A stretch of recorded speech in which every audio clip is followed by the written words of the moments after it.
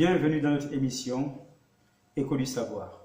Bonjour à tous, bonjour à tous nos internautes, bonjour à tous ceux qui nous suivent. Vous êtes à votre rendez-vous Écho du savoir, l'émission qui traite des questions d'actualité, l'émission qui conseille. Nous revenons sur un sujet que nous avons évoqué sur ce plateau concernant la Coupe du Monde et la victoire des Lions de la Teranga, le Sénégal, qui nous a fait vibrer.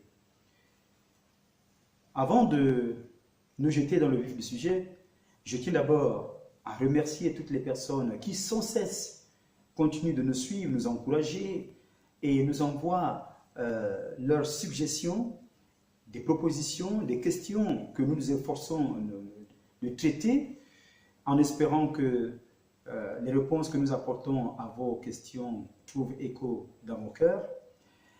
Je vous propose, du moins je vous demande de partager cette vidéo dans votre entourage et par conséquent, n'oubliez pas de vous abonner à votre chaîne 7 sur 7 TV, la chaîne grâce à laquelle votre émission est diffusée. Alors nous revenons sur un sujet que nous avons abordé la fois dernière concernant la Coupe du Monde et la victoire du Sénégal qui nous a fait vraiment vibrer. Tous nous étions au firmament, nous étions contents, nous étions vraiment dans tous nos états. J'ai vu un peu à travers les médias, radio, télévision sénégalaise, comment tout le pays était en ébullition et ça c'est normal. Toute l'Afrique était complètement en éveil, joviale, joyeuse, car c'est souvent difficile.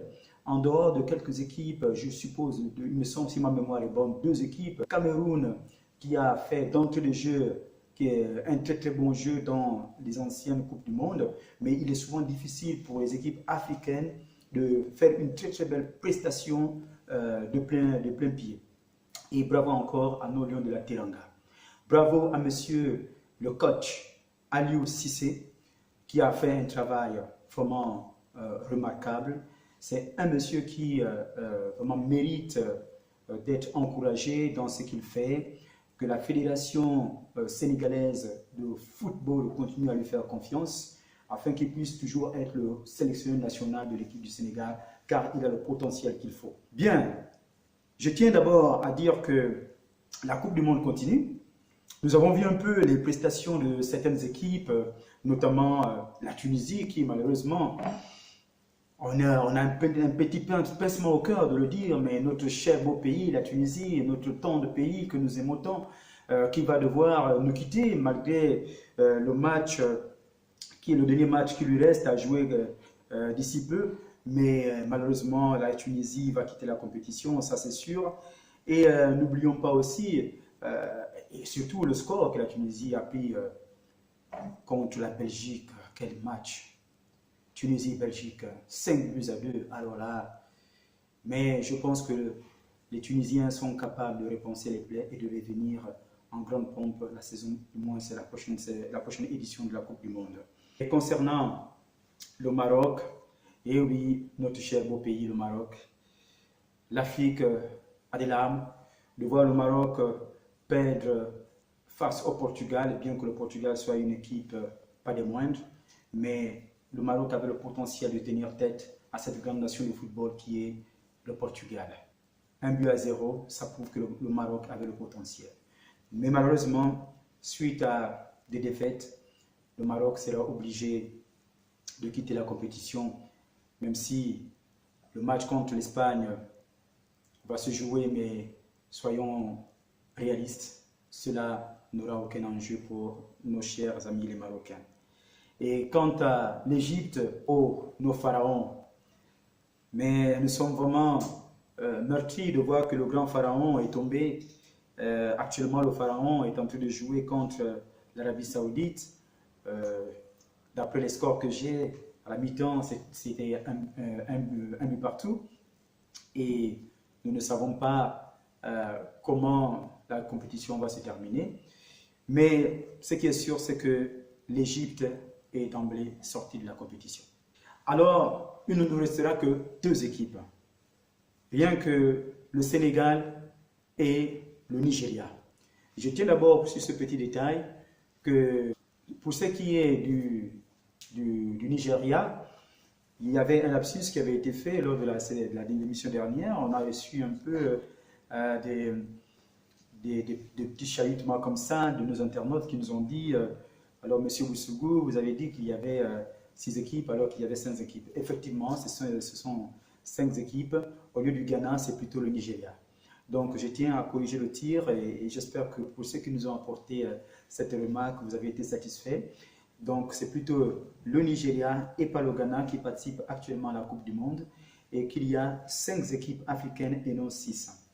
Merci beaucoup pour vos réactions. Ça prouve combien de fois vous êtes dans une ferveur, vous êtes attaché à cette émission. Ça me fait chaud au cœur de voir que vous êtes vraiment motivé. Et ça, c'est vraiment super. C'est un bon signe qui montre que vous êtes accroché à cette émission Écho du Savoir, l'émission qui traite des questions d'actualité, votre émission et l'émission qui conseille surtout. Alors revenons au domaine footballistique.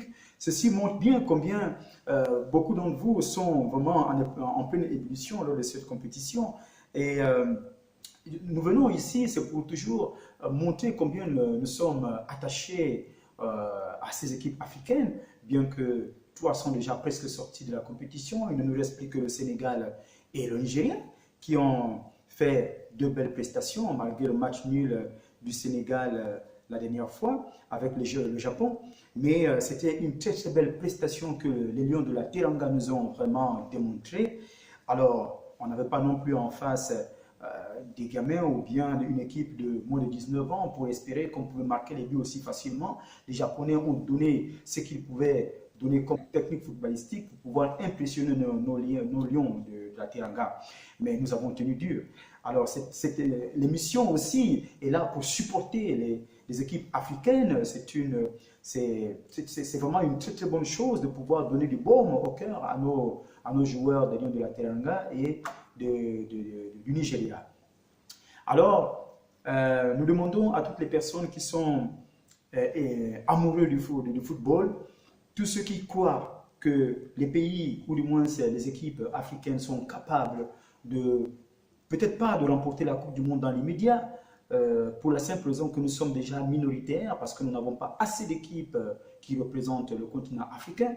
Mais je pense que déjà ce premier pas a été franchi de voir 2 équipes africaines qui sont encore en compétition pour les qualifications des 8e de finale. C'est déjà une très très bonne chose. Donc continuons à supporter nos 2 équipes, le Nigeria et les Lions de la Teranga du Sénégal. Je ne sais pas pourquoi j'aime bien ce pays, peut-être que je le dis naître sénégalais. Mais j'aime bien le Sénégal, leur football qu'ils ont mis en place me meut tellement. J'adore les voir jouer, surtout leur entraîneur, c'est quelqu'un vraiment qui est un bon tacticien, Monsieur Aliou Cissé.